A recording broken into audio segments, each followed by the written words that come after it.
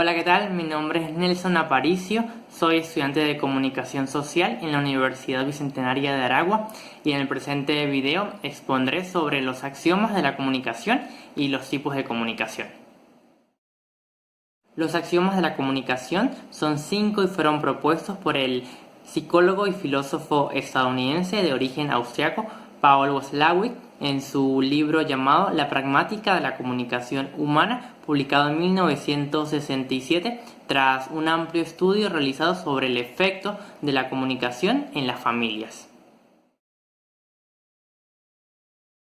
El primero es el más conocido de los axiomas y plantea que una persona no puede no comunicar. Y esto ya que es imposible no comportarse, lo que ejerce una influencia notable en todo nuestro entorno, inclusive hacia las personas a las cuales no nos queremos dirigir de forma consciente. Por ejemplo, una persona que se encuentre en silencio, rodeada de otras personas, está transmitiendo que no quiere interactuar con ninguna otra persona. Además hay que recordar que nuestra forma de vestir, nuestros gestos, así como nuestra postura, nuestro tono de voz e intensidad, muchas veces transmite más lo que nosotros creemos.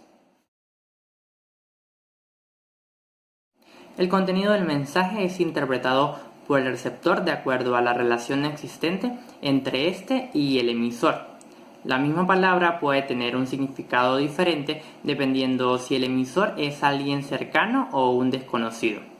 De esta forma, en todo proceso comunicativo existe un nivel semántico o de contenido, el cual transmite la información, y un nivel relacional o emocional que plantea cómo debe entenderse el mensaje a partir de la relación existente entre los comunicantes.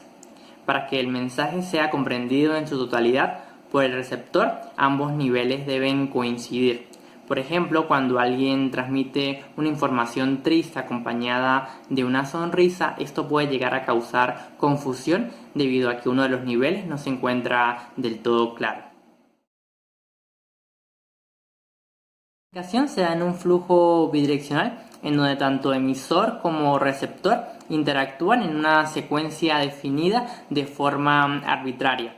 En algunos casos, dicha estructura se ve mediada por la respuesta al comportamiento del otro. No se reduce a una simple causa y efecto debido a que el proceso comunicativo es un sistema de retroalimentación. Un ejemplo de esto sería cuando en una relación de pareja el individuo A regaña al individuo B.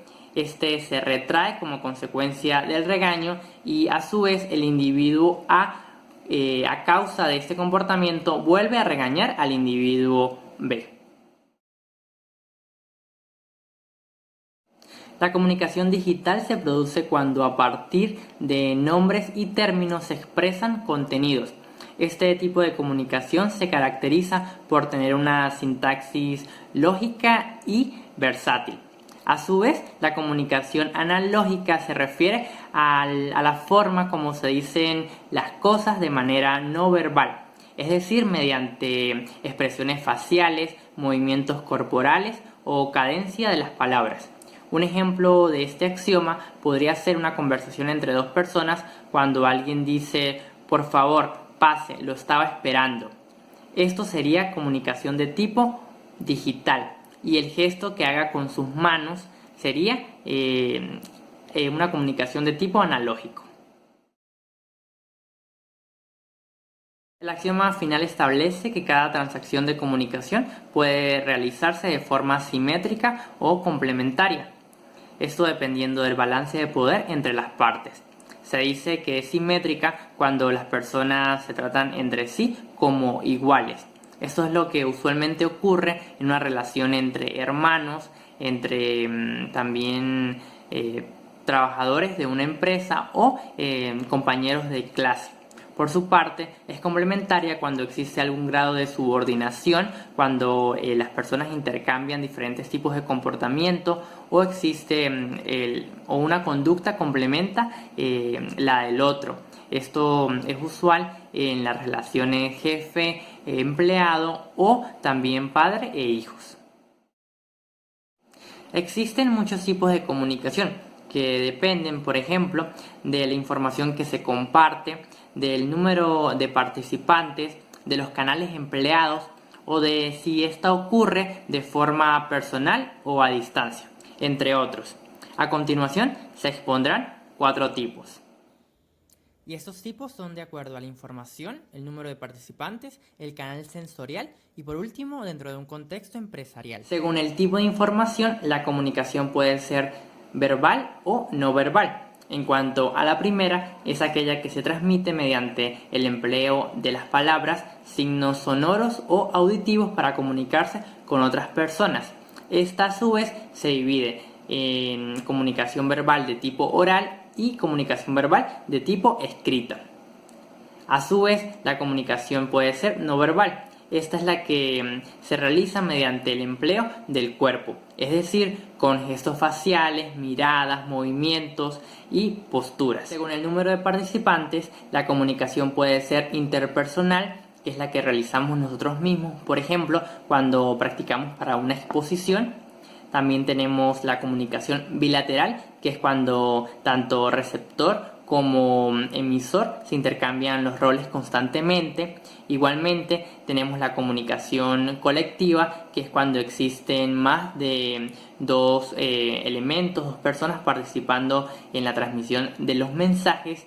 Y por último, la comunicación de masas, que es cuando existe un único emisor que transmite los mensajes a un público heterogéneo y que en este caso es necesario el empleo de los medios de comunicación de masas. Según el canal sensorial, los diferentes sentidos tales como la vista, el tacto, la audición, el olfato y el gusto permiten entablar una conexión con el exterior a tal punto que se convierten en nuevos tipos de comunicación. Para finalizar, en un contexto empresarial existe la comunicación de tipo formal, que es cuando se asignan tareas que se tienen que cumplir.